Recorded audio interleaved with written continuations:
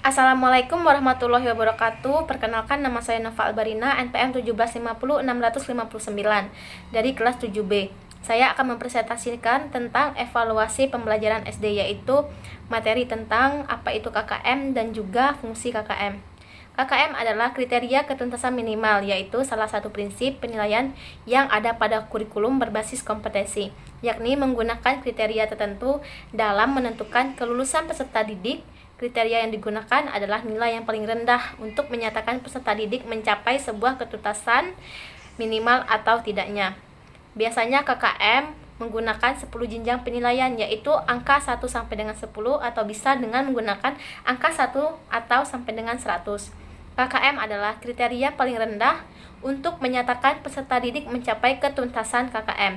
KKM itu harus ditetapkan di awal tahun ajaran oleh pendidikan berdasarkan hasil musyawarah guru atau beberapa satuan pendidikan yang memiliki karakteristik yang hampir sama. Adapun fungsi KKM, yaitu yang pertama, memudahkan evaluator atau guru dalam melakukan penilaian terhadap objek yang akan dinilai karena ada patokan yang akan diikuti. Untuk KKM ini, fungsi dari KKM yaitu memudahkan guru untuk memberikan penilaian terhadap anak. Nah, dalam memberikan penilaian KKM, guru harus mengikuti aturan yang telah ditetapkan. Yang kedua, untuk menjawab dan juga mempertanggungjawabkan hasil penilaian yang sudah dilakukan.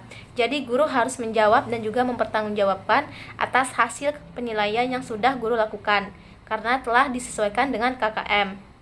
Yang ketiga, untuk mengekang masuknya unsur subjektif yang ada pada diri penilai. Yang keempat, dengan adanya sebuah KKM, maka hasil evaluasi akan sama meskipun dilakukan dalam waktu yang berbeda dan dalam kondisi fisik penilaian yang berbeda pula. Yang kelima, memberikan arahan kepada guru apabila evaluatornya lebih dari satu.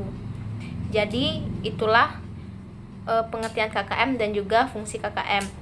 Untuk materi selanjutnya akan dijelaskan oleh Musilpa Meda Elena. Assalamualaikum warahmatullahi wabarakatuh. Perkenalkan, nama saya Musilpa Meda Elena, NPM 1750663. Di sini saya akan menjelaskan tentang ketentuan penetapan KKM atau kriteria ketuntasan minimal KKM. Nah, dalam penetapan sebuah nilai, ketuntasan belajar minimum dilakukan melalui analisis ketuntasan minimum pada setiap indikator, KD, dan juga SK. Ketuntasan belajar ideal untuk setiap indikator adalah 1 sampai 100 dengan batas minimal ideal minimum 75. Dalam penetapan KKM sekolah harus mempertimbangkan kompleksitas kemampuan rata-rata siswa dan sumber daya pendukung. Adapun ketentuan penetapan KKM itu sebagai berikut. Yang pertama, tingkat kompleksitas atau kerumutan dan kesulitan setiap indikator, KD, dan juga SK per mata pelajaran yang harus dicapai siswa. Tingkat kompleksitas tinggi maka akan menuntut kemampuan berpikir tingkat tinggi, penalaran dan kecermatan siswa.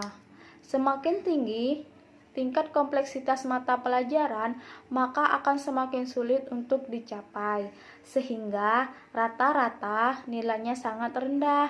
Semakin rendah tingkat kompleksitasnya mata pelajaran, maka semakin mudah untuk dicapai sehingga rata-rata nilainya semakin tinggi. Yang kedua itu ada tingkat kemampuan intek atau rata-rata siswa pada sekolah atau madrasah yang bersangkutan. Nah, kondisi rata-rata kemampuan peserta didik dijadikan acuan standar keberhasilan pembelajaran. Semakin tinggi rata-rata kemampuan peserta didik, maka semakin mudah untuk mencapai hasil belajar sehingga nilainya sangat tinggi. Semakin rendah rata-rata kemampuan peserta didik, maka akan semakin sulit untuk mencapai sehingga nilai rata-ratanya sangat rendah. Yang ketiga itu ada kemampuan sumber daya pendukung dalam penyelenggaraan pembelajaran pada masing-masing sekolah atau madrasah. Nah, semakin tercukupi sumber daya baik yang berupa sumber daya manusia maupun yang lainnya, semakin tinggi keefektifan pembelajaran, semakin tinggi ketercukupan dan kesesuaian daya dukung sekolah atau madrasah tersebut, maka semakin mudah mencapai hasil belajar yang sehingga nilainya sangat tinggi. Yang keempat itu, Mulyasa juga menegaskan bahwa pembelajaran dikatakan berhasil dan berkualitas apabila telah mencapai 75% dan jumlah kompetensi yang disampaikan. Peserta didik harus terlibat secara aktif baik dalam fisik, mental maupun sosial dalam proses pembelajaran, serta menunjukkan semangat belajar yang besar dan percaya pada diri sendiri. Terima kasih. Wassalamualaikum warahmatullahi wabarakatuh. Selanjutnya, saya akan menjelaskan tentang komponen KKM. Di dalam penentuan KKM melalui 3 komponen penting. Yang pertama yaitu kompleksitas, yang kedua ada daya dukung, dan yang ketiga yaitu intake peserta didik. Yang pertama yaitu kompleksitas. Tingkat kompleksitas atau kesulitan dan kerumitan setiap KD atau indikator yang harus dicapai oleh peserta didik.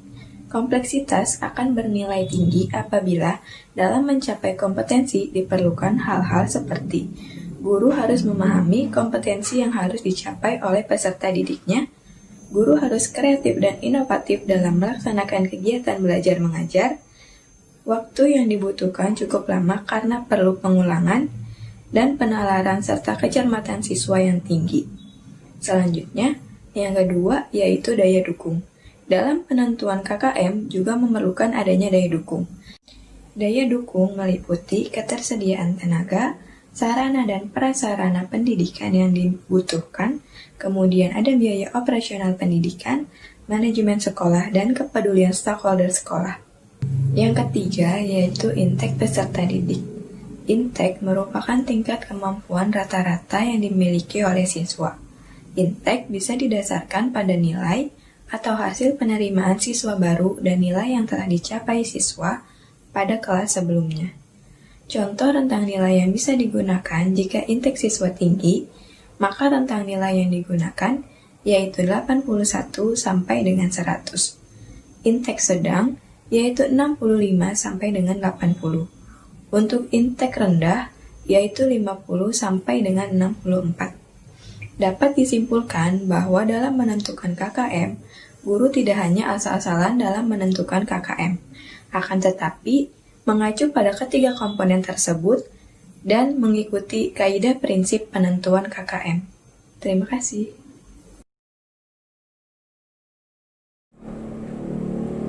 Assalamualaikum warahmatullahi wabarakatuh. Perkenalkan, nama saya Anissa Istiqomah, NPM 1750667. Nah, di sini saya akan membahas mengenai materi langkah-langkah kriteria ketuntasan minimal atau KKM.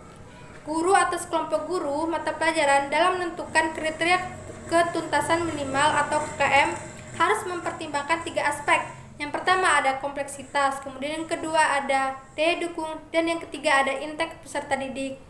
Dengan skema sebagai berikut, ada 4 skema. Yang pertama ada KKM indikator, kemudian yang kedua ada KKM kompetensi dasar, dan yang ketiga ada KKM standar kompetensi, kemudian yang keempat ada KKM mata pelajaran. Hasil penetapan KKM indikator berlanjut pada KD, SK, hingga KKM mata pelajaran. Yang terdapat 3 poin. Yang pertama, hasil penetapan KKM oleh guru atau kelompok guru disahkan oleh kepala sekolah untuk dijadikan patokan guru dalam melakukan penilaian. Kemudian yang kedua ada KKM yang ditetapkan untuk disosialisasikan kepada pihak-pihak yang berkepentingan seperti peserta didik, orang tua, dan dinas kependidikan. Kemudian yang ketiga ada KKM dicantumkan oleh LHB pada saat hasil penilaian dilaporkan oleh orang tua wali peserta didik. Kemudian saya akan membahas mengenai teknik penilaian. Teknik penilaian merupakan proses pengumpulan berbagai data yang dapat memberikan gambaran perkembangan belajar siswa. menjelaskan serta menafsirkan hasil pengukuran, menggambarkan informasi mengenai sejauh mana hasil belajar siswa atau ketercapaian siswa dalam melakukan proses pembelajaran. Sekian pemaparan materi dari saya. Wassalamualaikum warahmatullahi wabarakatuh.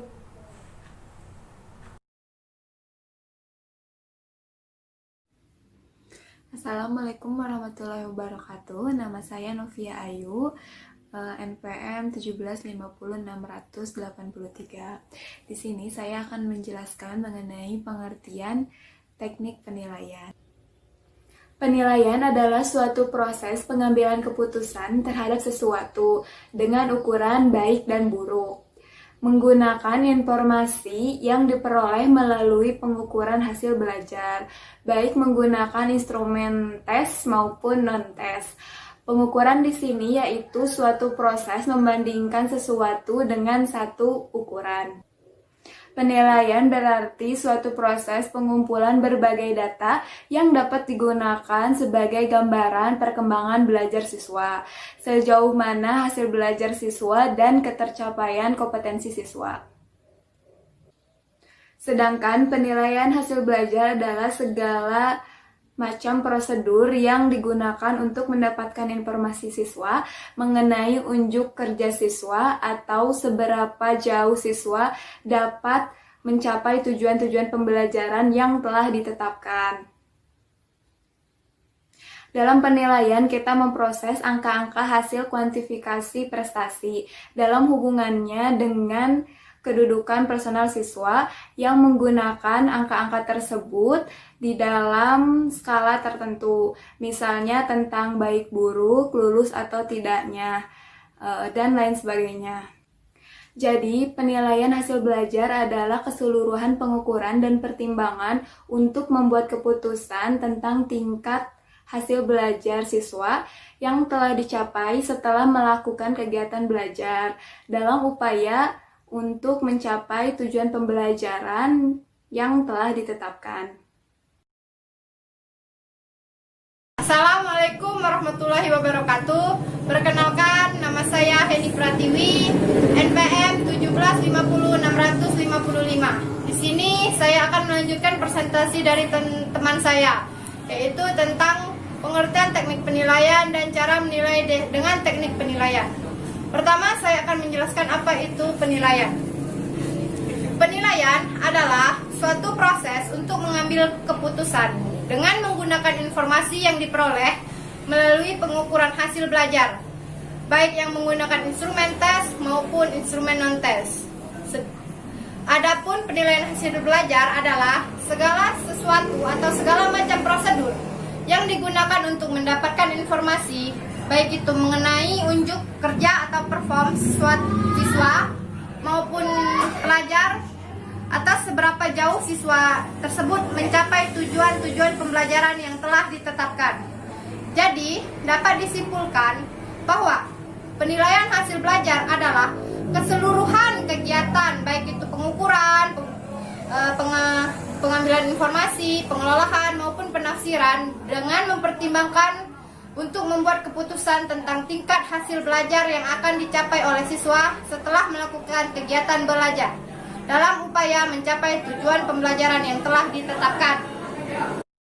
Selanjutnya adalah cara menilai dengan teknik penilaian.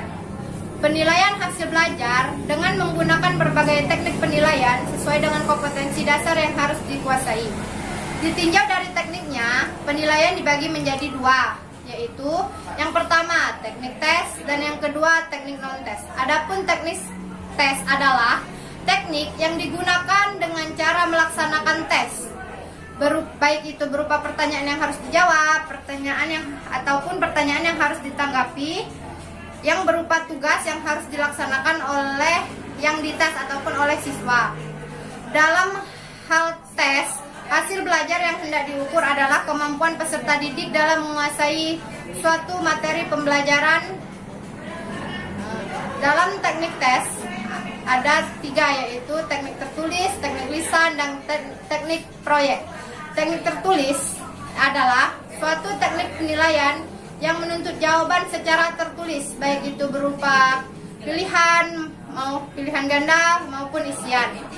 Tes tertulis yang digunakan oleh guru banyak variasinya seperti untuk mengukur pencapaian kompetensi ataupun pengetahuan peserta didik, baik berupa tes tertulis yang terdiri dari pilihan ganda, isian, jawaban singkat, benar salah, atau penjodohan. Yang kedua, tes lisan. Tes lisan adalah teknik penilaian hasil belajar yang pertanyaannya dan jawabannya harus disampaikan dalam bentuk lisan maupun spontan. Di sini, tes lisan memerlukan daftar pertanyaan dan pedoman penskoran. Tes lisan adalah tes yang digunakan untuk mengukur tingkat pencapaian kompetensi, terutama pengetahuan ataupun kognitif. Di mana sebagai guru kita harus memberikan pertanyaan langsung kepada peserta didik secara verbal ataupun lisan, dan peserta didik harus menjawabnya secara spontan ataupun lisan. 3. Ada teknik penugasan atau proyek. Teknik penugasan atau proyek adalah suatu teknik penilaian hasil belajar yang menuntut peserta didik untuk mendemonstrasikan kemahirannya atau menampilkan hasil belajarnya dalam bentuk unjuk kerja. Adapun instrumen penugasan berupa pekerjaan rumah ataupun proyek yang dikerjakan secara individu ataupun kelompok sesuai dengan karakteristik tugas yang telah diberikan oleh guru. Yang kedua, teknik non-tes. Teknik non-tes adalah suatu teknik penilaian untuk memperoleh gambaran terutama mengenai karakteristik, sikap, ataupun kepribadian.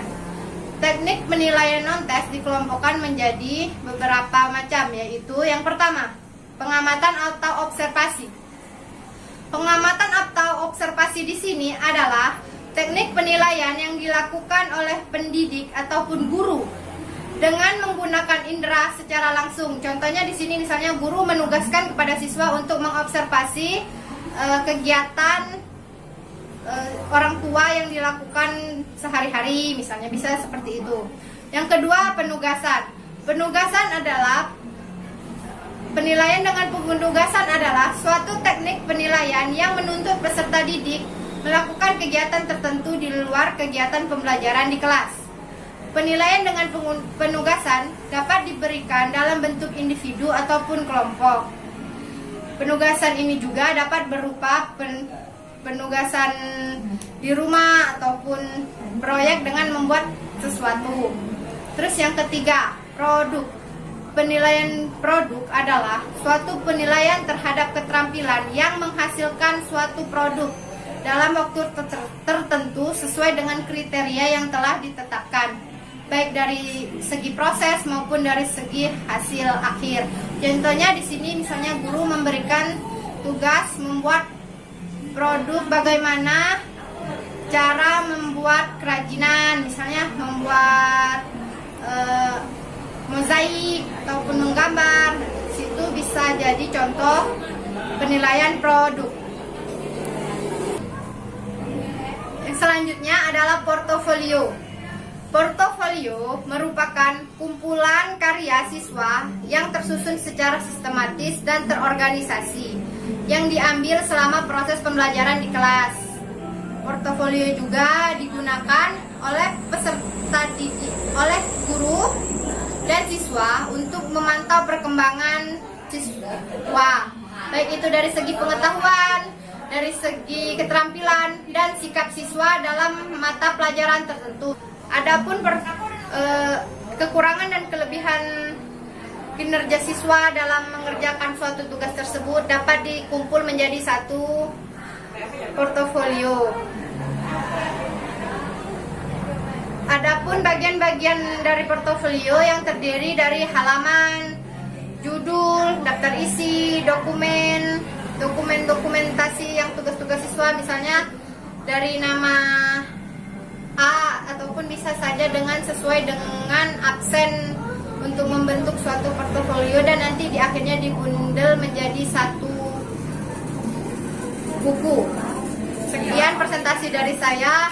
Sekian dan terima kasih. Wassalamualaikum warahmatullahi wabarakatuh.